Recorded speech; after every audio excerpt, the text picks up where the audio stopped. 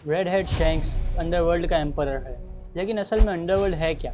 जैसे कि आप लोग जानते हैं कि हमने अपने वन पीस के सफ़र का ज़्यादातर हिस्सा समंदर की सरफेस को एक्सप्लोर करने में बिता दिया, जो कि हमें पता है कि पूरी दुनिया का एक छोटा सा हिस्सा बस। और वैसे ही शैंक्स के बारे में जानने में भी हमें उतना ही कम वक्त मिला है, और ये कोई इत्तेफाक नहीं है, क्योंकि शैंक्स का एम्पायर नीचे है और ये साबित करता है कि वो कैसा अपने एम्पायर संभालता है, हर जगह टेलीपोर्ट करता है और सब चीज़ों को अपने काबू में रखता है। वो भी सिर्फ 10 लोग और 2 बंदर की वजह से जो उसके साथ उसके क्रू में है। इतने समय से हम लोग यहाँ देख रहे थे, जबकि हमको नीचे देखना चाहिए था। चलिए अंडरवर्ल्ड के बारे में बात करते हैं। अंडरवर्ल्ड शब्द वन पीस में एक ऐसी चीज़ों के लिए यूज़ होता है जो वर्ल्ड गवर्नमेंट की नज़रों में गैर कानूनी है, जैसे कि हथियारों और इंसानों की तस्करी और हर तरह की बुरी चीज़ें। लेकिन वन पीस का जो अंडरवर्ल्ड है वो असली दुनिया के अंडरवर्ल्ड से ज़्यादा रियल, क्योंकि समंदर के निचले भाग का नाम भी अंडरवर्ल्ड है, जहाँ वर्ल्ड गवर्नमेंट के कोई कानूनी अधिकार नहीं है और वह समंदर की सतह से पूरी तरह अलग करंट्स यानी कि धाराओं पे वर्क करता है। और दोनों अंडरवर्ल्ड के बीच का कनेक्टिव टिश्यू ये है कि जब हमने बिग मॉम की पार्टी में अंडरवर्ल्ड के एम्परर्स को देखा था,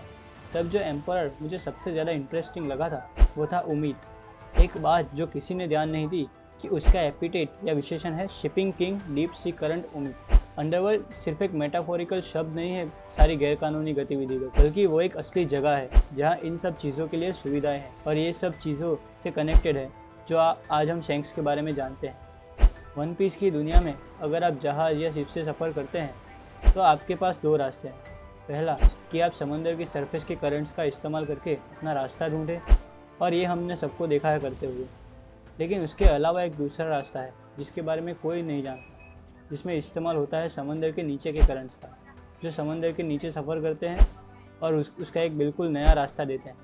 ऐसा मानिए कि जो सरफेस करंट्स हैं वो समंदर के ऊपर का हाईवे है, और जो डीप करंट्स हैं वो समंदर के नीचे का टनल है, जो कि बिल्कुल सही है, क्योंकि हम जानते हैं कि रोड और टनल भी कभी तो एक दूसरे से कनेक्टेड होते ही। जैसा कि फ्रैंकी अपनी ट्विस्टी विंडी ड्रैगन वाली बात से बताता है कि वो करंट्स हमेशा कनेक्टेड होते हैं, वो ऐसे ही कहीं टूटते नहीं, वो ऊपर सरफेस पे या नीचे गहराई में जा सकते हैं, बिल्कुल एक ड्रैगन की तरह। वो करंट्स पूरी दुनिया में इसी तरह निरंतर घूमते हैं। पर ये एग्जाम्पल हमें दिया गया था जब हम फिशमैन आइलैंड जा रहे थे, क्योंकि अगर तुम इस करंट के जंजाल के बारे में जानते हो तो तुम एक सफ़र करने का ऐसा फास्ट रास्ता पकड़ सकते हो, जैसे कि स्ट्रॉ हैट करते हैं, चुन के तुम जल्दी जा सकते हो वहाँ। पर यह रास्ता बहुत ही खतरनाक है और चीज़ें आउट ऑफ कंट्रोल भी हो सकती है और आपके टुकड़े टुकड़े कर सकती है, या फिर वो आपको किसी ज्वालामुखी में ढकेल सकती है, या उससे भी डरावनी जगह। जैसे कि ब्रुक बताता है कि मैंने सुना है कि डीप करंट समंदर की नीचे की सतह के पास एकदम धीरे से सफ़र करते हैं। अगर वो आपकी पकड़ में ले लें तो आपको एकदम नीचे ले जाएंगे जहाँ रोशनी की एक किरण तक नहीं दिखती, वो भी पूरे 2000 सालों तक। इन करंट्स के बारे में कई प्राचीन दंतकथाएं हैं। कुछ लोग ये भी कहते हैं कि लाव टेल भी समंदर की गहराई में सतह के पास है, वहाँ सिर्फ डीप करंट्स के सहारे जाया जा सकता है, जिसमें ये हज़ारों साल भी लग सकते हैं।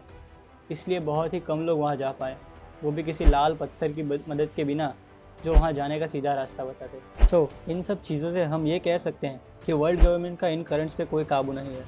उनका पूरा कब्जा सिर्फ ऊपरी करंट्स पे है, जो सिर्फ न्यू वर्ल्ड को छोड़कर समंदर की सतह पर कंट्रोल्ड वर्ल्ड गवर्नमेंट के अंदर। पायरेट्स एंड दूसरे लफंगे वहाँ अपना धंधा अपनी मर्जी से नहीं चला सकते। यही एंट्री होती है डीप सी करंट उम्मीद की, जो कि इन्हीं शॉर्टकट्स का फ़ायदा उठाता है, जिसका वर्ल्ड गवर्नमेंट उपयोग कर नहीं सकती या करना नहीं चाहती, क्योंकि हमें पता है कि वर्ल्ड गवर्नमेंट उम्मीद की सर्विसेज का यूज़ करती है। हमने पूमा के फ्लैशबैक में देखा है कि जब एगहेड आइलैंड पर वेगापंक की लैब बन रही थी, तब उसके लिए सामान के सेफ ट्रांसपोर्टेशन की सारी जिम्मेदारी उम्मीद की थी।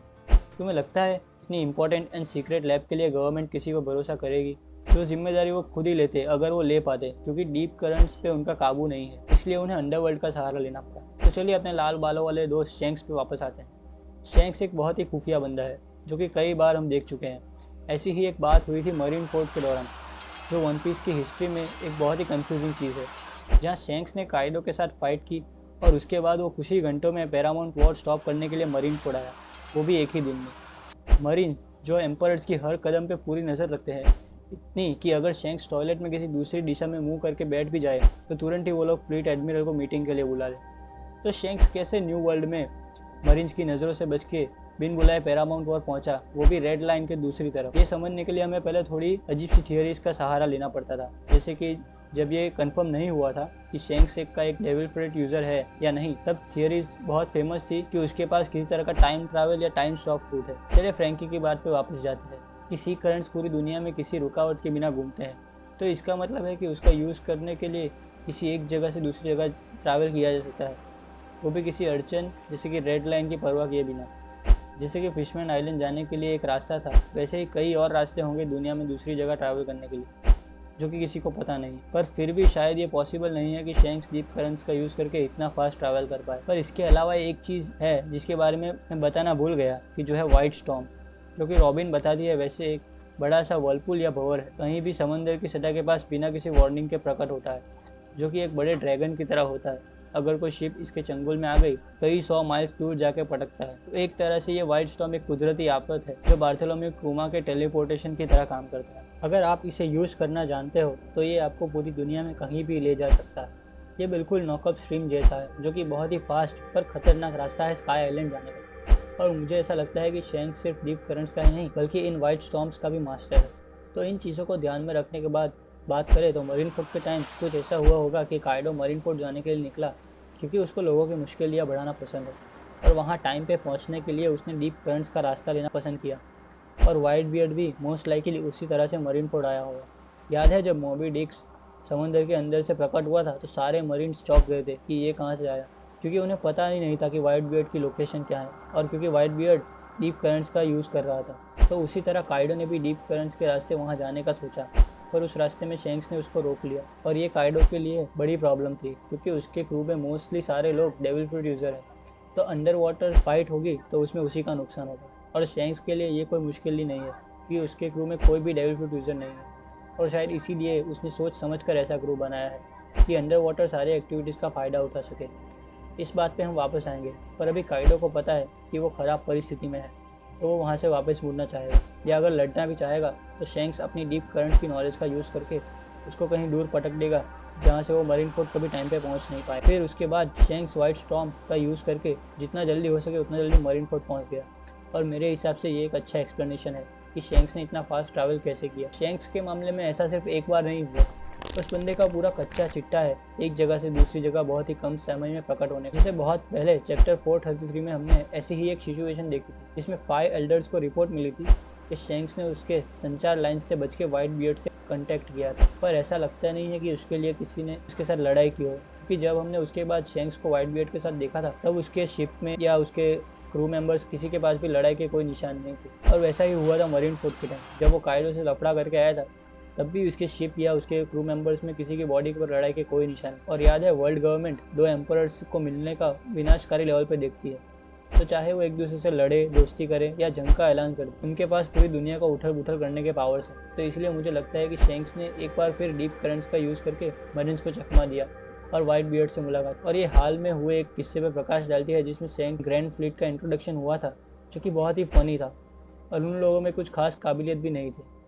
मांगा में उन्हें देख के यूस्टस किड कंफ्यूज भी होता है और कहता है कि कौन है ये लोग। तो सवाल उठता है कि ऐसे ग्रेड को लेकर शैंक्स अपने एम्पायर कैसे कंट्रोल करता है। तो रेड हेड पायरेट्स को संभालते हैं 12 पायरेट्स, जिसमें से 2 मंकीज हैं, जिनका काम क्या है वही जान। तो सिर्फ 10 इंसान हैं जो बाकी एम्पायर्स के 10,000 लोगों की बराबरी करते हैं। और इस बात का एक ही फ़ायदा जो मुझे लगता है कि शैंक्स के पास ट्रैवल एडवांटेज है, और वो और उसके पायरेट्स अपने इलाके को बचाने के लिए बाकी एम्पायर्स के मुकाबले फास्ट ट्रैवल करते हैं डीप करंट्स और वाइट स्टॉर्म की मदद से। शायद शैंक्स के पास कोई और भी चीज़ हो जिसके बारे में हमें पता नहीं, क्योंकि हर एम्पायर के पास अपनी एक स्पेशलिटी होती है न्यू वर्ल्ड में। जैसे कि बिग मम की स्पेशलिटी है फूड, और उसके अलावा वो एम्पायर ऑफ इन्फॉर्मेशन भी कही जाती है, क्योंकि उसके नेटवर्क्स पूरी वन पीस वर्ल्ड में सबसे अच्छे हैं। उसके कॉन्टैक्ट और जो उसके कॉन्टैक्ट्स में दिखते भी हैं, तभी तो उसने पूरे अंडरवर्ल्ड को अपनी टी पार्टी में बुला लिया। जबकि काइडो की स्पेशलिटी है वेपन्स, वही है जो खतरनाक वेपन्स बनाने में अपने पैसे और टेक्नोलॉजी लगाता है ताकि पूरी दुनिया को जंग में ढकेल सके। वहीं शैंक्स के लिए मुझे लगता है कि उसकी स्पेशलिटी है ट्रैवल एंड ट्रांसपोर्टेशन, क्योंकि वो कभी भी कहीं भी पहुंच जाता है, और किसी को पता चले भी, जो उसको किसी भी सिचुएशन में तुरंत एक्शन लेने के लिए ताकत देते हैं कि वो एक ही समय में हर जगह मौजूद है। अब वापस शैंक्स के क्रू पर आते हैं। अब ये सेंस बनाता है कि उसके क्रू में एक भी डेविल फ्रूट यूज़र क्यों नहीं है, क्योंकि वो deep currents and under water activities से जुड़े हुए हैं। वहीं बिग मॉम ने अपने क्रू को फूड डेविल फ्रूट से भर दिया है, और काइडो ने जानवरों की शक्तियों वाले डेविल फ्रूट। और शैंक्स भी कुछ अलग नहीं है, वो अंडर वाटर चीज़ों पे इतना फोकस करता है, इसलिए डेविल फ्रूट ना होना ही उसके लिए फ़ायदेमंद है। लोग एम्पायर से सिर्फ उनकी शक्ति की वजह से नहीं, पर उनकी स्पेशलिटी की वजह से भी डरते हैं। तुम काइडो के साथ वॉर शुरू नहीं कर सकते क्योंकि उसके पास तुमसे अच्छे वेपन्स हैं, और तुम बिग मॉम के साथ भी वॉर स्टार्ट नहीं कर सकते क्योंकि उसके पास सब चीज़ की इन्फॉर्मेशन है। एंड उसके नेटवर्क्स तुम्हें मात दे सकते हैं।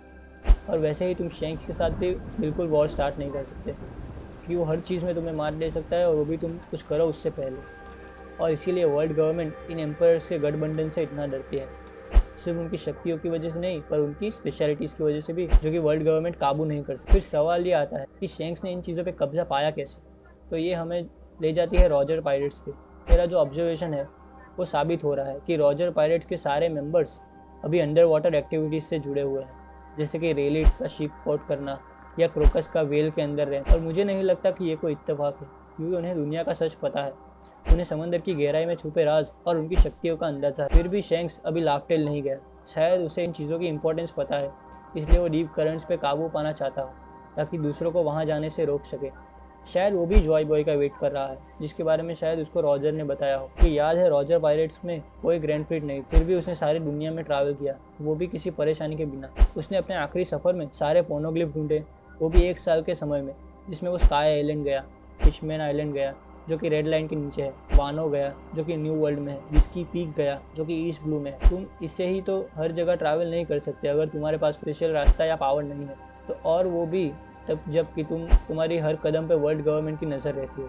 तो इन सब बातों का कंक्लूजन ये निकलता है कि उसका क्रू डीप करंट्स का यूज़ कर रहा होगा या वाइट स्टॉर्म का यूज़ कर रहा होगा, और उसी की वजह से शैंक्स इन चीज़ों का मास्टर बन पाया, क्योंकि वो बचपन से ही इन चीज़ों से ट्रैवल करता आ रहा है। इन सब चीज़ों से एक ही बात साबित होती है कि अंडरवर्ल्ड वन पीस में एक ऐसी जगह है जिसके बारे में अभी बहुत ही कम लोग जानते हैं और बहुत ही कम खोज हुई है, जिसमें कोई पावरफुल चीज़ें हैं और खजाने छुपे हुए हैं, जिसमें उन्हें हासिल करने की हिम्मत है उनके लिए। और अभी तो शैंक्स एक बंदा अकेला है जो ये सब कर रहा है, जैसे कि हमें ब्रुक की 2000 साल पुरानी कहानी से बताया गया है कि डीप करंट्स ही शायद लाफ्टेल तक पहुंचने का रास्ता है। जो अब शैंक्स कहता है कि चलो वन पीस को हासिल करते हैं, इसमें ज़्यादा एक्साइटेड नहीं होते क्योंकि अभी मंजिल बहुत ही दूर है मेरे दोस्तों।